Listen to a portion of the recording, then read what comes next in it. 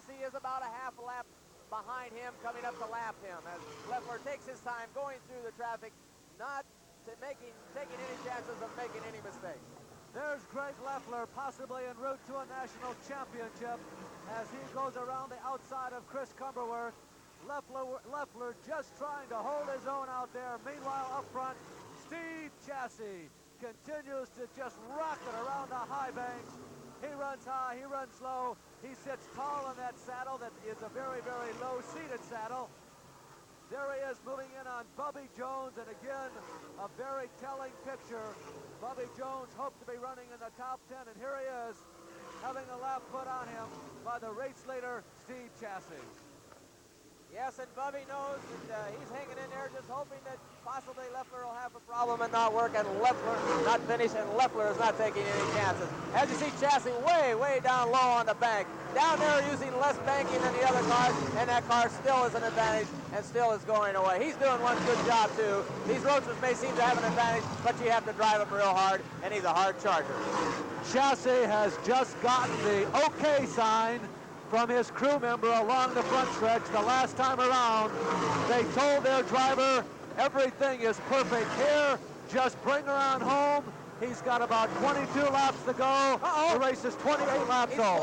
He's slowing down down the back straightaway. Chassis may have had an engine problem, and it looks like Tom Bigelow taking over the lead down the front straightaway in the black 1 car. Here comes Chassis into the pit area. An amazing turn of events here. Steve Chassis coasting in the Roadster. He was gone, race fans. The race was over. Steve Chassis comes in very calmly, quietly. The crew is out looking the car over, and Tom Bigelow, the defending national champion, has moved back into the number 1 position. Lenny Waldo now, also a black car, number 92, is running in 2nd position, and Waldo is not that far behind. No, he's not, but Larry Rice is the man that's in 2nd place now. Larry Rice is about 75 yards behind Bigelow, and he may be closing in on him. Tom Bigelow taking it into the 3rd turn. The black number 1 car up against the high bank, coming off turn 4 now, down the long straightaway. There's our leader. There he is in slower traffic now, going to work on it. Appears to be Dick St. John. Larry Rice is in a white car number 7, and we'll be watching for Larry to move into the picture. He seems to be closing in a little bit on Bigelow. There are no cars between Tom Bigelow. At this point, no cars between Tom Bigelow and Larry Rice, who is in 2nd, and Tom Bigelow is now closing in on slower traffic. Dick St. John and Bubby Jones ahead of him as Larry Rice closes in on Bigelow entering turn 3. The interval on the last lap, the one previous to this one, was 1.51 seconds. Rice brought the interval down to 1.45 on the last lap. 35 laps have been completed. We've got just 15 to go. And it looks like St. John is in 3rd and Dana Carter is in 4th spot. Dana's doing a good job today too. Wallo's not closing in at all on Rice. Rice is getting a little loose at turn 2 as we see Bigelow catching traffic now, and this is an opportunity for Larry Rice to close in on that lead. There are 5, 6 cars ahead in front of Bigelow right now, and this is Rice's opportunity. There he is, the white car, just now getting into the 1st turn, 50 yards behind Tom Bigelow, 2nd place, Larry Rice. And how's the interval now, Larry? Johnny, Bigelow has to make a prediction now where to run on the racetrack, doesn't he? And the main thing that the driver thinks now is protecting the pole. He'll try him low unless the driver will move down and allow him to go around the outside. And there's Rice right behind him. Right behind him is Larry Rice in 2nd in the white 7 car, closing in with the traffic to help him. You'll see Rice. There he is, right on Bigelow's tail. Larry Rice has caught Tom Bigelow. The 2 leaders in heavy traffic. The black number 1, Tom Bigelow. The white number 7, Larry Rice. With 12 laps to go, down the back straightaway through heavy traffic. It's Tom Bigelow and Rice working him over, trying the high side. As Tom Bigelow wishes he had some rear view mirrors to know which way to go yet. And here they are in the 5 cars in front of him now as Rice tries him high. Almost unbelievable action. Heavy traffic in front of the 2 leaders. Bigelow has been about 6 laps trying to work his way through those cars. And in the interim, Larry Rice has caught right up on Bigelow's tail. With 10 laps to go, it's Tom Bigelow, but Rice is trying him high. Now watch Rice drive down low as they almost touch bumpers there. 10 laps to go, and 1 car's between them now. Let's see Rice get by Bud Millmont. The last time around in the south banking, turns 1 and 2, Larry Rice in car number 7 And Tom Bigelow in car number 1 touched momentarily on the high side right at number 2. Larry Rice got out of the accelerator, and Bigelow got away with about a 5-car length lead on Rice. He has that lead, but he's catching 3 more slower cars in traffic. Now as Rice pulls in, coming off that 4th-turn bank, and Larry Rice, the heady driver he is going to help utilize that traffic. He pulls up alongside of him down the back straightaway. It's Rice in 7, Bigelow in 1. 42 laps have been completed, and we have a heavyweight fight going on. A real tussle. What a challenge for the number 1 position. It looks like it's going to go right down to the wire, and neither driver can afford one mistake. It's Dick St. John, the next car to be lapped, and then Bubby Jones, and then Chuck Gurney. But it's Rice staying right with Bigelow down the front straightaway. 6 laps to go. Boy, the competition's getting hot here. As we watch the battle for the lead, you might be wondering about Greg Leffler in car number 43. Leffler is running in 4th position. He's running very comfortably. It looks like he is definitely en route to championship. There he is, Greg Leffler, going to the high side of Marvin Carman. Marvin Carman is driving the car that Bubby Jones started the day out in. Greg Leffler en route to a national championship in car number 43. They're your leaders now. They have caught up with slower traffic. And Johnny, take them around a couple of laps as they try to work their way through traffic. Okay, Bigelow's thinking down the back straightaway. If this guy will give me room high, I'll take it high and go around him and get somebody between him and the car behind him. He's feeling a lot of pressure. The car in front of him goes low. Bigelow's working up high, and there's another car up high too. His whole track is blocked in front of him now as he tries down low and goes by Bill Tyler. We've got less than 5 laps to go now, and Bigelow, he gets underneath Billy Tyler in that orange number 22, and Rice is unable to keep pace. Larry Rice has lost about a 3 or 4 car length advantage to Bigelow.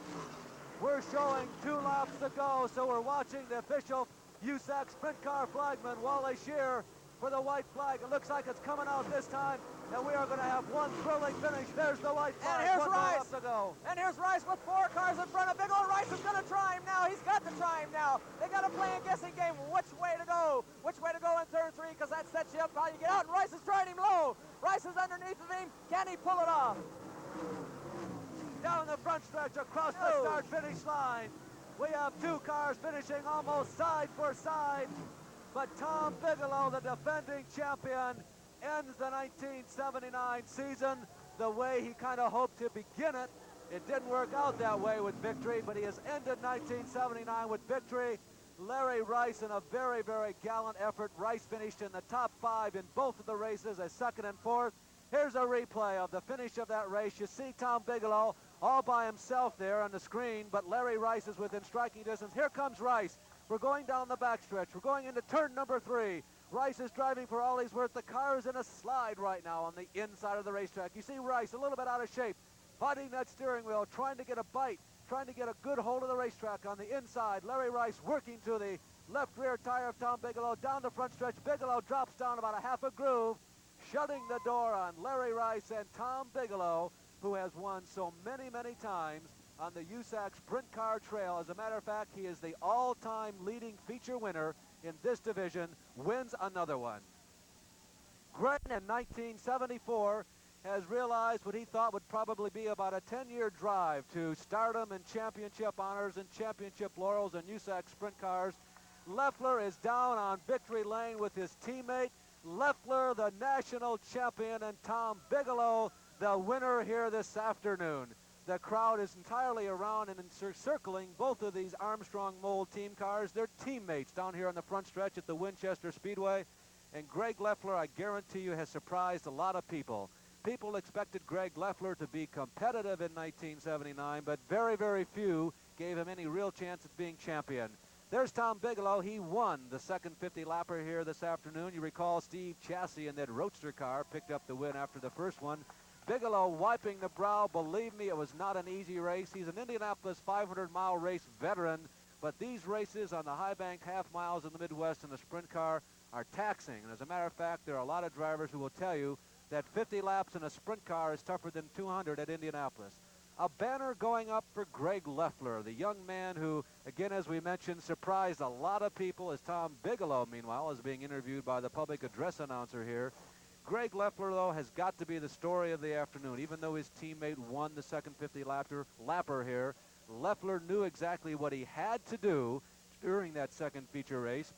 He didn't charge. He didn't charge. He took his time moving through the field the early parts of the race. We'll be looking for Greg Leffler. Here he is on your screen. Greg Leffler in that black number 43. He ran a steady, calculated pace throughout the race. He did not charge in the beginning. Oftentimes, these drivers will be going for the lead the first 5 or 6 laps. Leffler held back, and when traffic thinned out, then he started to make his move. But every time he made a move, he was very careful. He was very calculated.